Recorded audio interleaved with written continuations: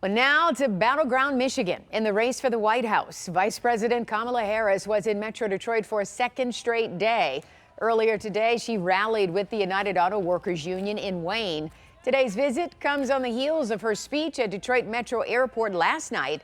7 News Detroit reporter Whitney Burney is outside the Union Hall talking to auto workers on both sides of the political aisle about why it's important for them to hear from the candidates.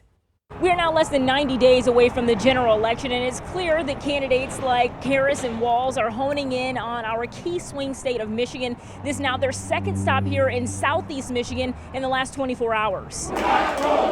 While United Auto Workers crowded into a room at Local 900, this will be the first excitement for a campaign stop from VP Kamala Harris built. As a part of the working class, we were always taught the bread box is directly connected to the ballot box.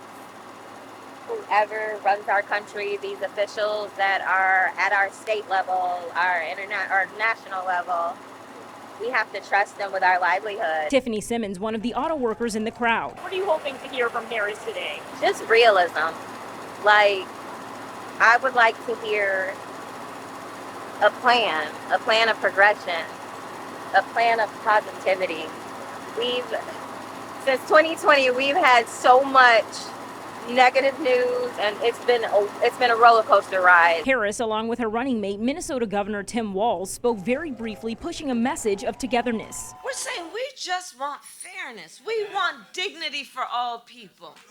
We want to recognize the right all people have to freedom and liberty to make choices, especially those that are about heart and home, and not have their government telling them what to do. Candidates also not shy to remind auto workers that Harris walked the picket line with workers during last year's historic strike. She stands on the side of the American people and the American worker. She's the one who took on the predators, the fraudsters, the transnational gangs. And while there was resounding support in the room, I think it'd cause the end of the American auto industry if they're elected. not all auto workers are on board with the Harris-Walz ticket. I live in Macomb County, which is probably the most important county in the state of Michigan.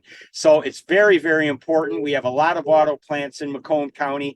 The auto workers of the UAW realize they cannot have 4 more years of the Biden-Harris policies. In Wayne, Whitney Burney, 7 News Detroit. All right, thank you much, Whitney. You can read more about the Vice President's visit with auto workers, her rally here yesterday, and J.D. Vance's stop in Shelby Township right now on our website at WXYZ.com.